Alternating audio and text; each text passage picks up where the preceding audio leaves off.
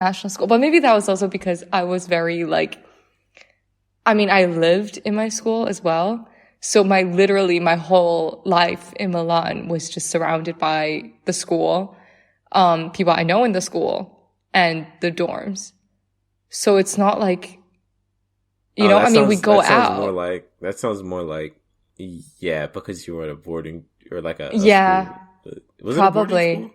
Yeah, it was. Yeah. But like, also we went out, you know what I mean? Like, it's not like every day was just studying, but I don't know. I felt so cut off. I was like, oh, I'm like, because all my friends are either people I live with or people I study with. So it's not like, and this sucks because you were supposed to visit me and then fucking Corona hit. Oh man. I'm mad about that too. I still haven't been to Italy. So like, yeah. And now I have no incentive to go. Besides, like, just traveling on my own. So, yeah. Well, I mean, I'm still gonna be going, like, all the time. So you could still technically visit me, you know? Like, yeah. This Europe is tiny, dude. Europe is fucking tiny. Well, I wanna hit a bunch of places at the same time if I go while I'm there. Yeah. I mean, I would be studying in London if... this fucking thing actually passes. So yeah, I mean, I think like, I was so mad at myself. The 4 years I was in Italy and the only place in Europe other than Italy I went to was the UK. And now they're not even part of Europe anymore. So, well, not Europe, but the EU. Yeah. Oh, yeah. Sorry. Yeah, that didn't make any sense. And just because that'd be really funny if the UK was just like, nah, screw Europe. It just moved. We're our own freaking subcontinent now. Oh, man. Like Australia. Wait, actually, isn't Australia part Australia's of like... on Oceania, so... Yeah, exactly. But like, India's a subcontinent. So like, if the UK just pulled in India... Wait, really? I didn't know that. Yeah. They are... Wow. I think like they sit on Asia, but as far as it's just big enough, and because of the separation of the Himalayas, it counts as a subcontinent. I didn't know that. It's a little fun really fact for you. Yeah, actually, this is what I was gonna say earlier as well. That like you seem smart because we were talking about how you're smart before, and I just wanted to. Yeah, no, I just wanted to throw that in there. Like you have a lot of facts that I just never knew. Well, also because like I feel more stupid when I'm like chatting with you because sometimes like you know my brain is just like all over the place and then you're like, oh, here's a very well structured argument and I'm like, I wasn't prepared for that.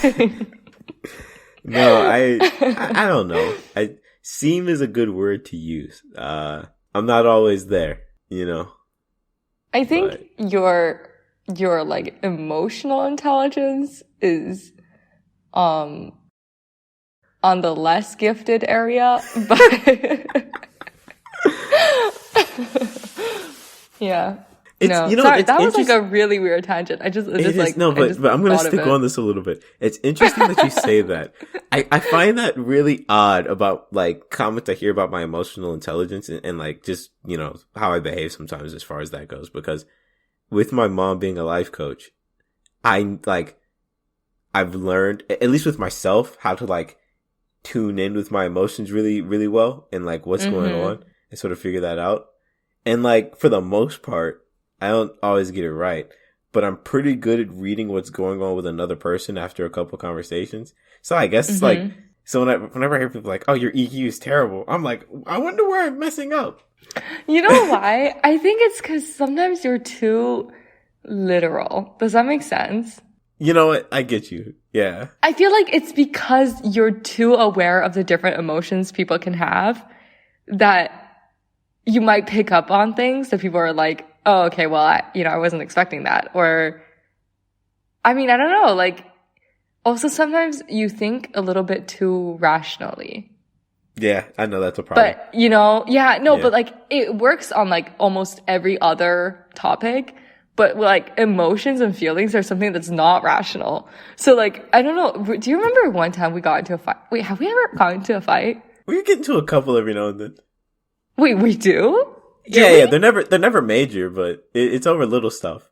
You can't have a good relationship without a fight thrown in here. I literally, well, okay, because like sometimes I feel like you just be like, okay, but why are you saying this? And I'm like, well, I don't know why Bryson is. I'm just mad. Like, I can't answer that. Yeah, I guess so. I do even with myself, I always need an answer. Like right now with like, did I tell you that I recently figured out I have social anxiety? I think I told you. Yeah. Yeah, with that, like, I've spent ages searching for like, why is this here? Why have I been doing, like, I just need reasons. I don't know. And people keep telling me it's not a thing that always has reasons. And I'm like, but I need a reason. I don't think there's anything wrong with it. Like, it's just analyzing, you know? But I think it might, I'm not going to say offend, but, not intrude either. I can't find the right word, but like, just surprise people a bit, I suppose. If you're analyzing their emotions and feelings, they'll be like, well, I don't even know. So it's like, I'm about to figure you out in 5 seconds, tell you why you're feeling the way you do and what caused it. Yeah. And I think I'm going to have you tell me. I've done it with a couple people here already. I don't know if they'll hear this. Like, they'll know who they are if they listen. You see, this is what I'm talking about. You're too rational sometimes. Sometimes you just gotta be irrational. Like, do you remember when we were talking about the protests and you had an argument with someone? I destroyed a whole relationship over that. Destroyed? It's not redeemable? I got blocked on everything. Oh, no. Yeah. Oh, man. I thought it was redeemable. Nope. Well, I think that was like a very good example of being irrational sometimes.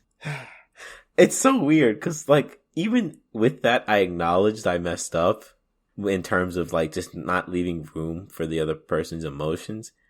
Yeah. But at the same time, like, the way I look at it's just because the way I look at something as big an issue as, like, as Black Lives Matter and because that's what that whole thing ended up. Yeah. Sorry, I didn't elaborate. I didn't know how much detail we wanted. Well, just like because of how, in terms of the treatment of Black people in America, like because of how dense a topic that is and how big the struggle has been, my mind, and with anything of that nature, goes like straight away to, okay, we need solutions right now.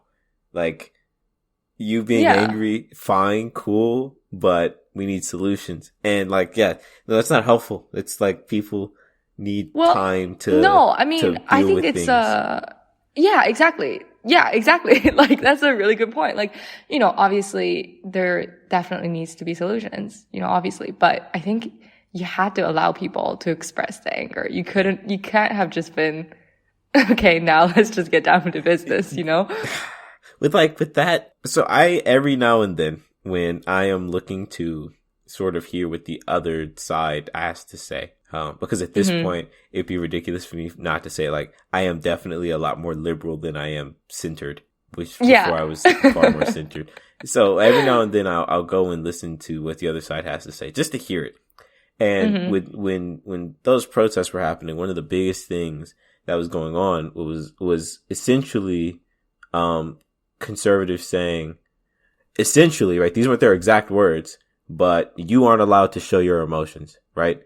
They were saying that through saying, don't go destroying things, don't get violent, don't kneel, don't shout at police officers, don't die, right? Your family members, people who look like you are dying, but you're not allowed to get emotional. And so I'm seeing that, and I'm seeing people in pain get demonized. And so for me, I'm like, I want these people who are demonizing us to see what's happening and at least, even if they can't entirely take our side, at least go, I get what they want. But they can't even do that because they're too busy going, oh, you're a bunch of destructive animals, which has literally been happening since the civil rights era. So in my mind, I'm like, I need y'all to, I tell people which is wrong, but whenever I'm talking to someone if their emotions are obviously bubbling up and they're overwhelmed, I'm like, I say, hey, we can't do this right now. And, you know, when you hear that, it feels like your emotions are being denied again. But where I'm coming from is, I'm really worried that we're going to continue to get demonized if we don't, like, approach this differently. Obviously, I don't have any perspective on this situation because I am not American. I'm not, obviously part of the minority that's being oppressed. But I think in that situation, and I totally understand where you're coming from. Wow, I just sounded like those people. It's like, no, I totally get it. I do see where you're coming from. I think maybe a lot of people just need it to, like, a lot of people would think, well, why should I? Why should I? Yeah. Like, it's unfair. And obviously it's unfair. Like, the whole system's unfair. And yeah, exactly. Yeah. And I think just going back to it, like, you're rational and you see that. You're like, well, if we don't do this, this won't happen. And if it were me, and I'm a very emotional person, I'll go like, well, why should I? Like, like, why should I do that? Why should I hold it in just so I don't fit into someone's narrative, But obviously that's from my perspective, and I'm just someone who's very much on the outside. Yeah, no, it's a really weird thing because I spend a lot of my time when it comes to things like, we're just, I don't want to say activism, but when it comes to sort of anything that has to do with, I'll say race relations here in this country, I spend a lot of my time trying to make sure that the people who are against me can't be right. Yeah, like prove them wrong. They literally cannot be right. I want to stop giving them fuel to be right, which is why, like, there's a guy, what was it? Was it Jacob Blake? I can't remember. Like, one of the stories was a black man in a Wendy's parking lot, but like, who got shot and killed, but he grabbed the cop's taser and tased him. And so then they protested and burned down that Wendy's. And I was just like, I can't take your guys' side with this, because now if they say, like, it's really hard to make an argument with that specific case that the cops weren't justified in shooting that dude. And so now in your emotions, because mind you, it's not that instant. There was a build up. That was like the third or fourth black killing in 2 months. I was just like, see, now they're just going to use this as an example of like why every cause we have is nonsense. And, yeah, I see your point. Which obviously isn't right. And obviously, right, we shouldn't hurt people, should be allowed to be people, but they aren't in the political space. And so speaking wholly in a political space, which I make the mistake of taking it outside of a political space, which is why I guess I can see where my EQ is terrible. But like, at least in a political space, you just, like, in my mind, you just can't. Like, it sucks. It's not fair. Especially when you're a minority. When you are a minority, you cannot. Because every time you act even a little bit like how they think you are, they're going to label the whole thing as that. Yeah. And I think that's like, I mean, what was it? I was talking to someone about it, and I was trying to explain to them what white privilege meant. And I said, it's the absence of this negative stereotype that you always constantly have to make sure you don't fall into.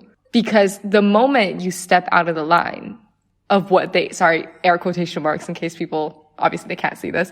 Yeah.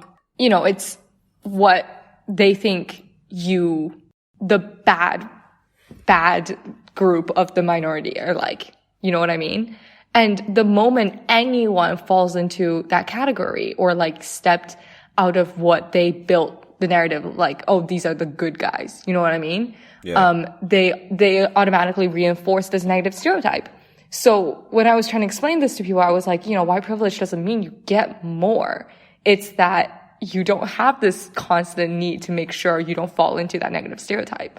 It's that, you don't have this other eye watching you going like, well, they're just as how I thought they are, Yeah. And I think that's how, like, I think that's very much what you were describing. Because obviously, I mean, there are countless examples of like white people, hurting the officers or carrying a firearm, like open carrying and loaded arms, and they weren't killed. And, even mass shooters who were escorted peacefully to the police cars, it's that, like, that's a very clear example. Yeah. in episode 9, I bring up